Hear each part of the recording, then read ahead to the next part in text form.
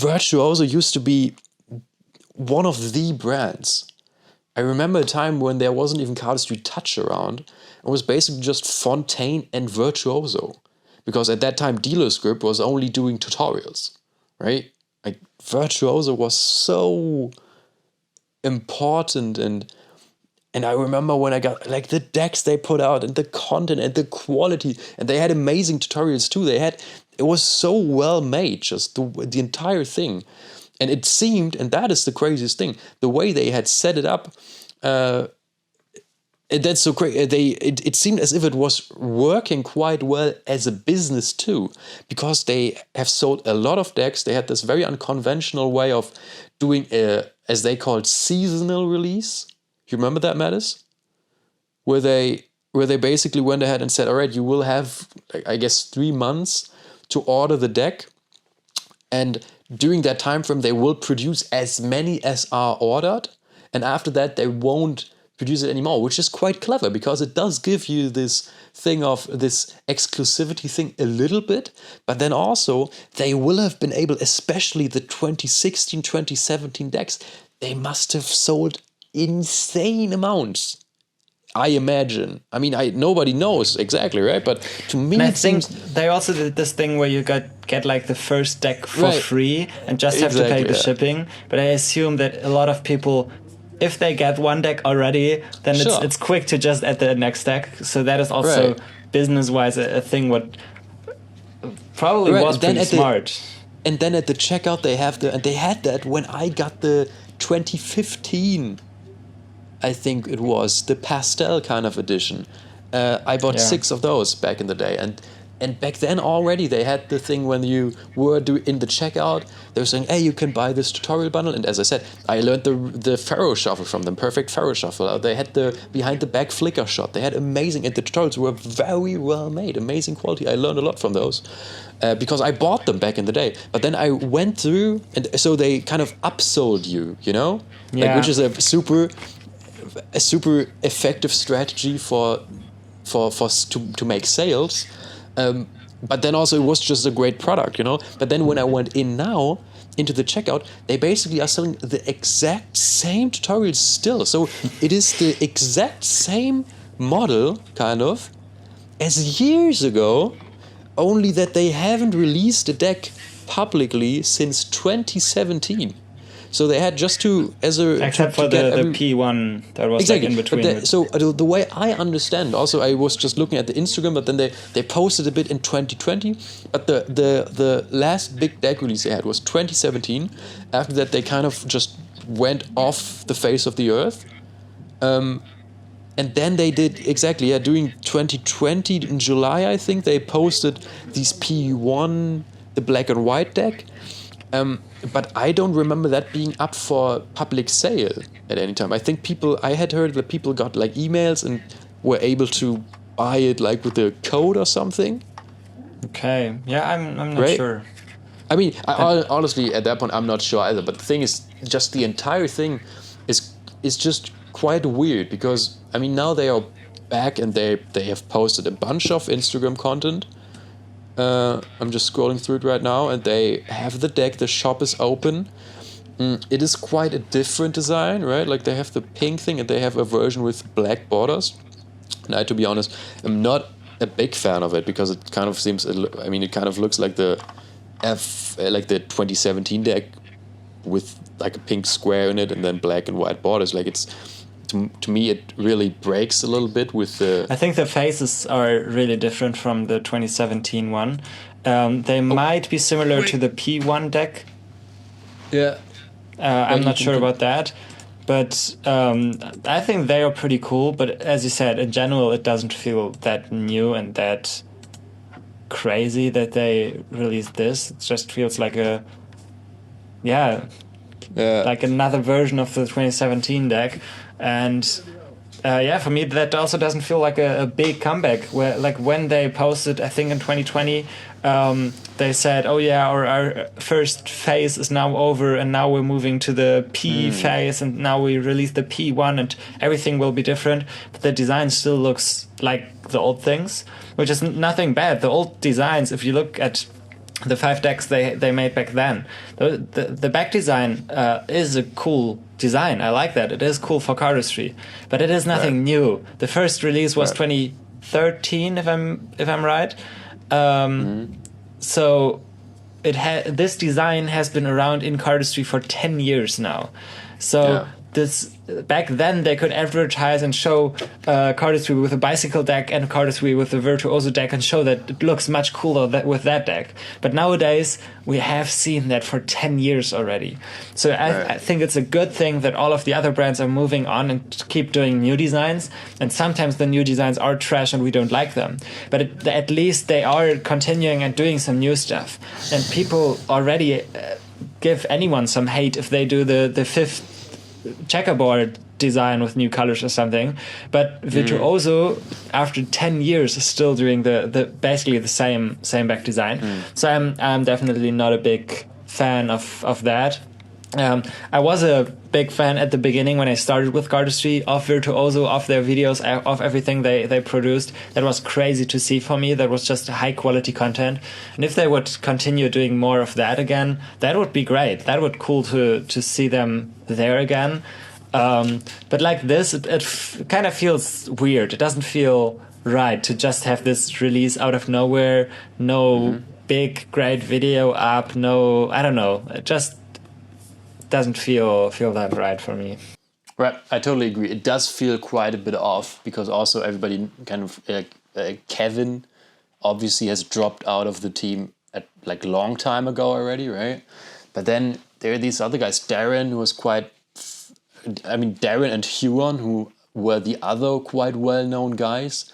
But then there's also Jeremy, and I can't quite remember the name of the fifth guy, but there were 5 people on the team for them, right? And they did all the things. Like I remember Kevin did the community management, Huron was the person in front of the videos, Darren was the crazy cardist guy, and then Jeremy did the camera work, and the other guy did the design. So somehow like that it worked, right? And back in the day, they had great articles on the website, kind of explaining everything, right? And they were just active in the community. And to me, if a brand just goes quiet and then all of a sudden they come back and release a deck, that's always kind of a bad look because it obviously will look like a cash grab.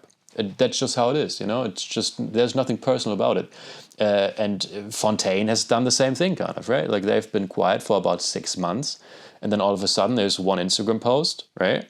And a deck release, or 2 in that regard, with the missing collab and then the Amethyst deck also. So, but even to give credit where credit is due, I think in this, looking at it from this angle, I think Zach did it even a bit better because he at least kind of addressed the situation, right? He at least explained kind of what has been going on. With Virtuoso, you just told who was doing what kind of work.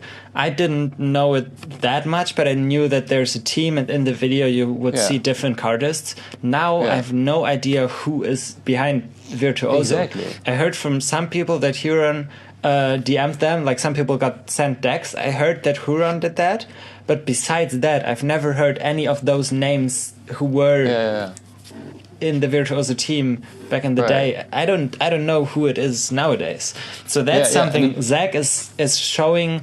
Zach had a team and they all left, and we know that, but we know that it's Zach behind that. And when Zach is addressing something personal, then he also posts a video where he himself is doing some cardistry. So that is pretty cool. And Virtuoso, they also, at some point they had a video from Elliot, or they now had like an unboxing video or something, but we don't really know who exactly is behind that, who is doing what, who maybe dropped out of the team. So definitely I agree that Zach, it's a different situation what Zach did than this one. Yeah, I think and it would have been so easy for many, like that is what I will probably never understand. Why the hell cardistry brands are so bad at communicating. I mean, I understand that this idea is probably this of being super... wait, I have a fucking hair in my mouth. Fuck that.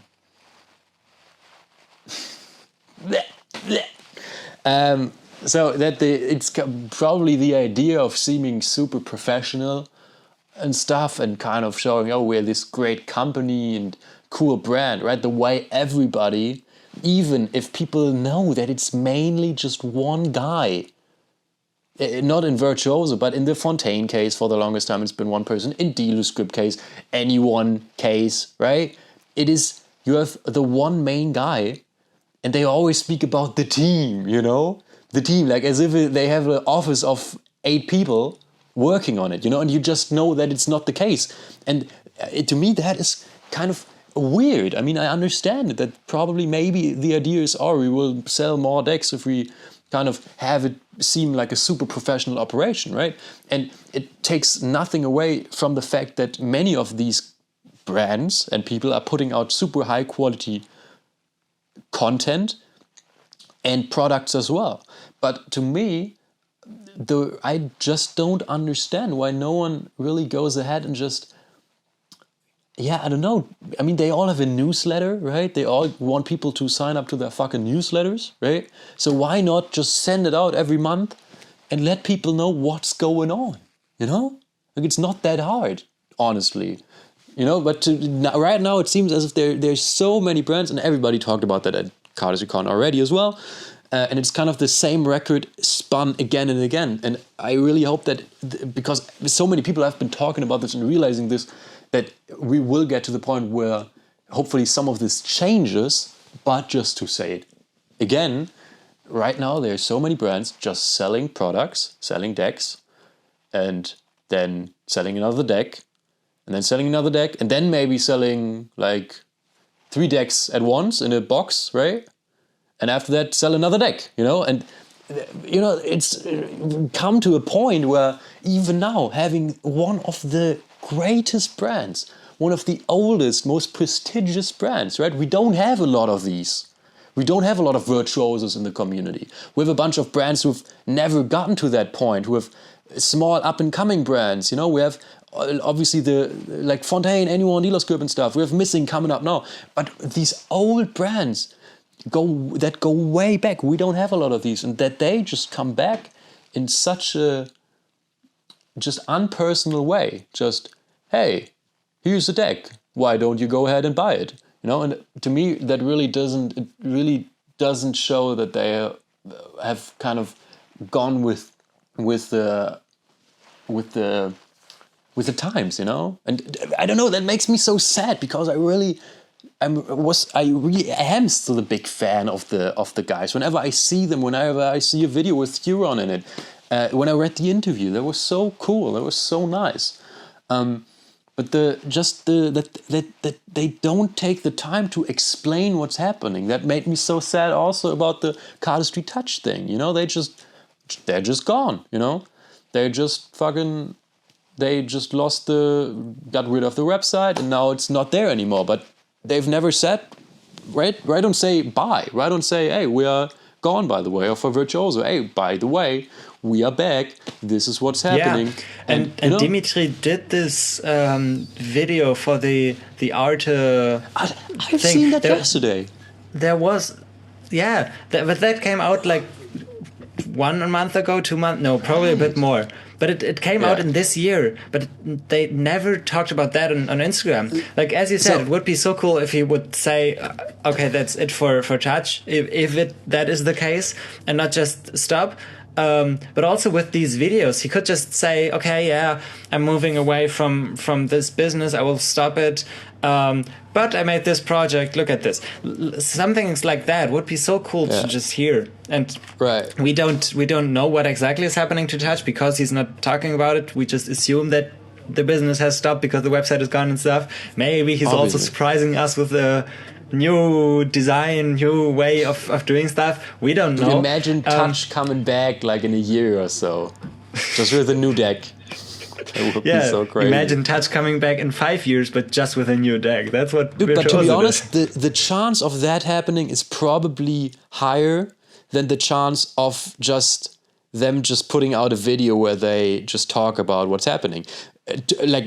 Judging from everything else that's happening. And again, I just want to say this again. This is coming from a place of, let's say love, for lack of a better word. Like, Cardistry is a great community. These brands have done great things. Cardistry Touch too, right? The way they the videos they did. I remember, I don't know if you remember this, but they had this amazing video for, obviously, the welcome video, their first kind of performance video where they showed the swivel box.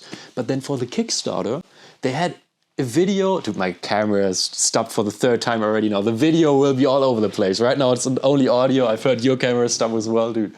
This is an issue. Anyways, I will just My keep camera talking. is on. I just had to restart at one point. Yeah, mine's just now off for a couple. Anyways. So now you see me full screen here. So they had this video where they were kind of, it was like an edit, but they were telling, so they were walking, it was like a scripted video, but they were just talking to the camera about the deck. Do you remember that? I think I remember it. I'm not quite sure, but I think I... Right. Yeah. I think I've seen that. It was like 5 minutes, and they were just kind of talking about it, and they were walking through the factory and showing stuff, and it was kind of entertaining and nice. And that was so cool because it was personal. And this personal touch has been lost for like so long ago in this community. I feel like there's so few brands. Like whenever you get the chance to go to an event, you will be able to catch Oliver and maybe talk to Tobias for a minute, right? But just it will always be difficult because there are so many other people who obviously want to do that too. So it never feels as if you're really getting a personal connection. And that is the great thing about the internet. Not only that you are able to sell products through it, but also that you're able to reach a lot of people. And it feels like, a lot of these cardistry brands have kind of forgotten about that idea, that it's first and foremost about a community, and secondly then about if you want, just do a product and sell it to these guys, right? But to me right now, the motivation to go out and buy a new deck of cards is at an all-time low, just because of the fact that there is so much being put out and that there's less and less of a personal attachment to any of these brands.